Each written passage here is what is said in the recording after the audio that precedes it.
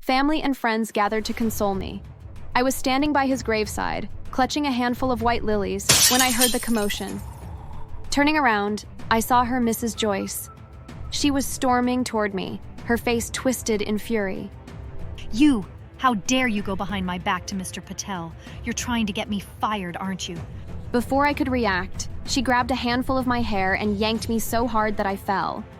Then she picked up a stick and started hitting my son's coffin and chasing the guests.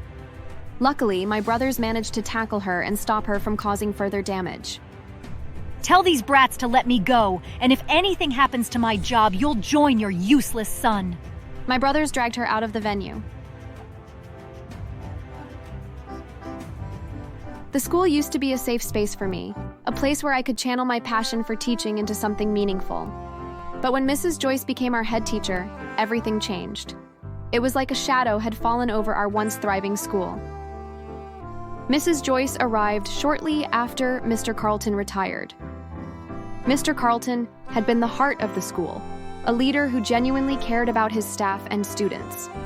He knew our names, our struggles, and our joys. Take care of yourself first, Leila. Your well-being matters as much as your teaching. I still remember the farewell party we threw for him. He was humble, overwhelmed by our gratitude. I appreciate you all. Don't stop working hard, and while you're at it, ensure you're taking care of yourselves. I carried his words with me, even as Mrs. Joyce arrived and began dismantling everything he had built. At first, she seemed promising. She swept into the school with sharp suits and sharper words, speaking of efficiency and improvements. But it didn't take long to see her true nature. The first hint came when she reorganized the staff lounge. Gone were the cozy chairs and personal touches we'd added over the years. In their place were sterile white tables and a large sign that read, "Staff meetings only, no loitering." She implemented a slew of new rules that made the school feel more like a prison than a workplace. We were required to submit lesson plans weeks in advance for her approval, and any deviation from those plans required a written explanation. One day, she caught me grading papers during my lunch break. Your lunch break is for eating, not slacking off. If you're behind on grading, that's your fault. I wanted to argue, to explain that I was trying to stay ahead for my students, but the look in her eyes warned me to stay silent. Her reign of terror extended far beyond petty rules. She seemed to take pleasure in humiliating us. During a staff meeting, she singled out Mrs. Patel, a senior teacher who had been with the school for over 20 years. Your students' test scores are unacceptable. If you can't handle the curriculum, perhaps it's time to reconsider your career. Mrs. Patel's face had turned red, and she stammered an apology. It broke my heart to see her so shaken. Mrs. Patel was one of the kindest, most dedicated teachers I knew, and Joyce had reduced her to tears. Another time, Mr. Harris, our history teacher, requested a day off to attend his father's surgery. He submitted the request well in advance, but Mrs. Joyce denied it without explanation.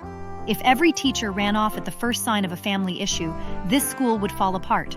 Your job comes first. The rest of us rallied around Mr. Harris, offering to cover his classes so he could be with his father. But Mrs. Joyce caught wind of it and put a stop to our plan. You're here to teach, not to play favorites. Mr. Harris will manage. The worst incident, before my own tragedy, involved Miss Turner, a young teacher who was employed a few weeks before Joyce. She had accidentally left her classroom door unlocked over the weekend, and a stray cat had gotten inside. It didn't cause any damage, but Mrs. Joyce used the opportunity to make an example out of her. This level of carelessness is unacceptable. If you can't follow basic protocols, you're a liability to this institution. Before we knew it, Miss Turner was slapped. Miss Turner was forced to write an apology letter to the entire staff and take unpaid leave for 2 weeks. As if that wasn't enough, when she returned, Joyce banned her from speaking to other teachers to help her focus more. It was ridiculous. The students weren't spared from Mrs. Joyce's tyranny either. She implemented strict rules for them, banning colorful backpacks, personal decorations on lockers, and even birthday celebrations in classrooms. I remember one day when one of the students named Sam came to school with a homemade birthday hat. He was so excited to show it off, but Mrs. Joyce confiscated it immediately. We're here to learn, not to celebrate frivolities. Your parents must be foolish to think this is a place for such nonsense. Sam had burst into tears, and I spent the rest of the day trying to console him. Still, we endured. We whispered our frustrations in the hallways, shared knowing glances during her tirades, and did our best to protect our students from her wrath. Then, the unthinkable happened. My son's condition worsened. He had been battling a rare illness for years, and though we had always known this day might come, nothing could prepare me for the finality of it. The morning he passed, I was numb with grief. I called the school, barely able to speak through my tears. When Mrs. Joyce answered, I explained what had happened, expecting at least a semblance of compassion. I'm sorry for your loss, Leila, but this school cannot function if teachers leave every time there's a personal issue. You need to decide what's more important, your job or your emotions. My son just died. I need to be with my family. And your students need a teacher. If you leave, don't expect to come back. You're not the first to lose a child. Neither will you be the last. Don't be foolish, Leila. I expected more from you than this silliness. I hung up the phone, shaking with a mixture of anger and disbelief. I couldn't fathom how someone could be so cruel, so utterly devoid of humanity. At that moment, I realized just how much the school had changed since Mrs. Joyce arrived. It wasn't a sanctuary anymore. It had become a battlefield, and I was too broken to keep fighting. That day, I made two decisions. First, I would attend my son's funeral, no matter what it cost me. And second, I would find a way to stand up to Mrs. Joyce, not just for myself, but for everyone she had hurt. When I finally gathered the courage to call the school's owner, Mr. Patel, it felt like my last shot at justice. Mr. Patel, I wouldn't have reached out if it wasn't urgent. My son passed away yesterday, and I need 3 days to organize his funeral. Leila, I'm so sorry for your loss, but why are you asking me for leave? Shouldn't you have spoken to Mrs. Joyce about this? I did, sir. I told her what happened, but she refused to let me go. She said if I left, I shouldn't expect to come back to work. The silence on the other end of the line stretched long enough for me to wonder if he had hung up. Finally, he spoke, and I could hear the disappointment in his voice. I can't believe this. I trusted Mrs. Joyce to lead the school with compassion and integrity. I'm so sorry you had to go through that, Leila. Take all the time you need. You have a week to mourn your son, and I'll make sure you're paid in full. Relief washed over me, but I couldn't shake the lingering bitterness. Mrs. Joyce had pushed me to my limit, but at least for now, I could focus on saying goodbye to my son. The next day, which was my son's funeral, was the hardest day of my life. Family and friends gathered to console me. I was standing by his graveside, clutching a handful of white lilies, when I heard the commotion. Turning around, I saw her, Mrs. Joyce. She was storming toward me, her face twisted in fury. You! How dare you go behind my back to Mr. Patel? You're trying to get me fired, aren't you? Before I could react, she grabbed a handful of my hair and yanked me so hard that I fell. Then she picked up a stick and started hitting my son's coffin and chasing the guests. Luckily, my brothers managed to tackle her and stop her from causing further damage. Tell these brats to let me go, and if anything happens to my job, you'll join your useless son. My brothers dragged her out of the venue. My brothers wanted to do more, but I begged them to let it go, at least for now. I wouldn't let her ruin this moment of closure for my son. But deep down, I knew I couldn't let it end there. The next day, I was ready to deal with her. She humiliated me at my son's funeral.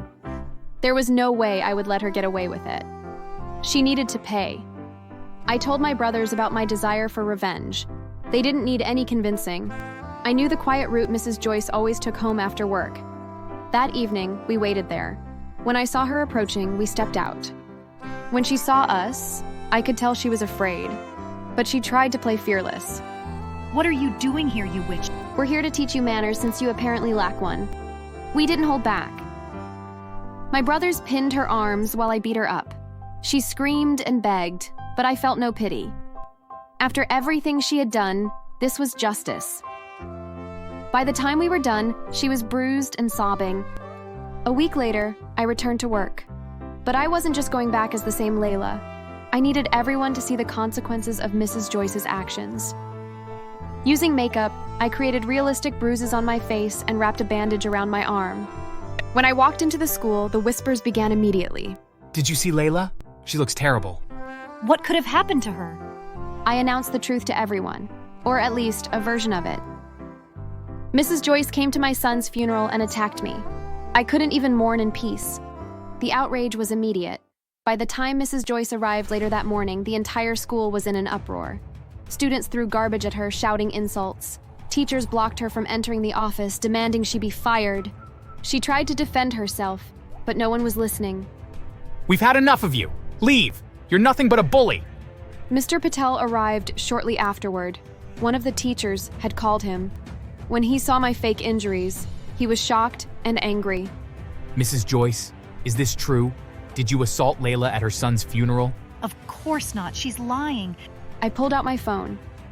Thankfully, when she stormed the funeral that day, someone had taken a very short video. I showed it to Mr. Patel, and he was even more shocked. She's twisting the story. Don't believe her, please. But the staff and students were on my side. They recounted every cruel thing she had done since becoming head teacher, painting a vivid picture of her tyranny. In the end, Mr. Patel made his decision. Mrs. Joyce, you're fired.